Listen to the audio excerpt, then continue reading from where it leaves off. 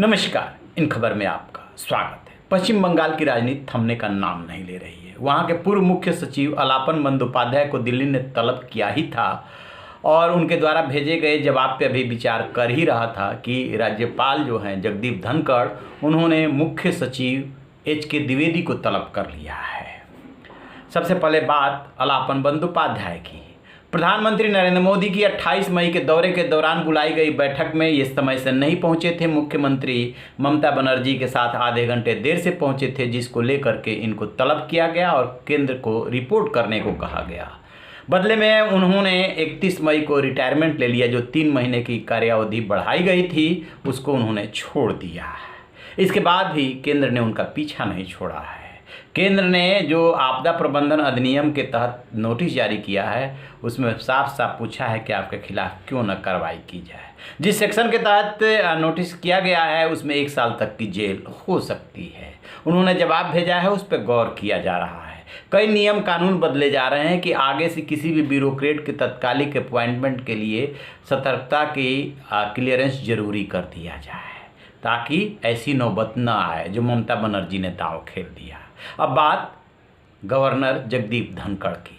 आपको पता है कि जैसे ही वहाँ का रिजल्ट आया, टीएमसी यानी कि जिस अंदाज में वो कभी लेफ्ट से लड़ती थी उसी अंदाज में वो अब बीजेपी से लड़ रही है, यानी कि खून खराबा हिंसा वाली राजनीति। जिसने भी बीजेपी को वोट दिया उसकी अब खैर नहीं है। वहाँ पे व्यापक स्तर पे हिंसा हो रही है और ग्रामीण इलाके में जहाँ पे कि निम्न वर्ग के लोग हैं उनको खोज खोज के जिन्होंने बीजेपी को वोट दिया है, ऐसा आरोप लग रहा है कि मारा पीटा जा रहा है। उनको धंधा करने से रोका जा रहा है, बिजनेस करने से रोका जा रहा है, अपना काम करने से रोका जा रहा है। और जगदीप धनखड़ ने जो ट्वीट किया है, जो बयान जारी किया है, वो वाकई में पैर के नीचे से ज़मीन खिसकाने वाली है कि यहाँ की जो पुलिस है वो विस्तारित जो सत्ता की गुंडागर्दी है उसका वो पार्ट है, उसको बढ़ावा देती है। डर के मारे लोग पुलिस के पास नहीं जाते हैं क्योंकि पुलिस कोई कार्रवाई नहीं करती। अधिकारियों से जब जगदीप धनखड़ बात करते हैं तो कहा जाता है कि सब कुछ ठीक है, और ठीक कुछ भी नहीं है, क्योंकि घटना जो रिपोर्ट की जाती है उसमें चूँकि टीएमसी के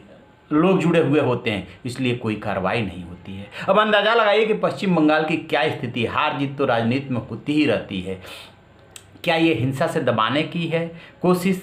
2 तरह की बातें चल रही है। एक तो इतनी हिंसा मारपीट कर दो कि बीजेपी को लोग वोट देने से डरने लगे। दूसरी तरह की जो कोशिश हो रही है वो हो रही है जो बीजेपी ने भी किया है कि किसी तरीके से बीजेपी के विधायकों को तोड़ो और उसको इतना कमज़ोर कर दो कि वो अगली बार भी सिर उठाने की स्थिति में न रहे। और 2024 में जो 18 और 22 का उसका आंकड़ा है उसको किसी भी सूरत में सफल नहीं होने देना है। यानी कि अभी से 2024 की तैयारी। राजनीति में तैयारी होती है लेकिन तैयारी के तरीके क्या आजमाए जा रहे हैं। बीजेपी ने टीएमसी के नेताओं को तोड़ा, राजनीति में ये होता है, मान लिया। अब टीएमसी हिसाब बराबर कर रही है, चलो तोड़ फोड़ करो, वो तुम्हारा काम है, लेकिन हिंसा को कैसे जायज़ ठहराया जा सकता है। जगदीप धनखड़, आपको याद होगा जब दौरा करने गए थे बीच रास्ते में कैसे उनको काले झंडे दिखाए गए थे। वो गाड़ी से उतर करके उनके बीच पहुंच गए थे और वहाँ के पुलिसकर्मी जो भी अधिकारी थे उनसे हड़काते हुए पूछा था कि तुम्हारे रहते हुए यहाँ पर सब कुछ हो रहा है, तुम्हें पता नहीं है। तो ये वहाँ का हाल है। गवर्नर अलग परेशान है, केंद्र अलग परेशान है, लेकिन ममता दी अपने अंदाज में काम कर रही है। अब दिल्ली के सामने सबसे बड़ा सवाल ये है कि अभी तो इतना बड़ा मैंडेट लेकर के ममता दीदी आई हैं, लिहाजा कोई एक्शन कैसे लिया जाए।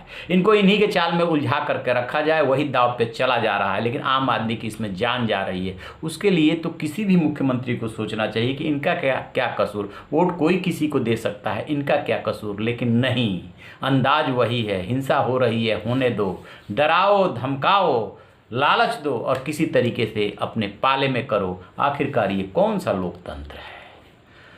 तो इस पर हमारी नज़र बनी रहेगी। जैसे ही कोई अपडेट मिलेगा आपसे साझा करेंगे। आप रहिए न बेखबर, देखते रहिए इन खबर। Thank you.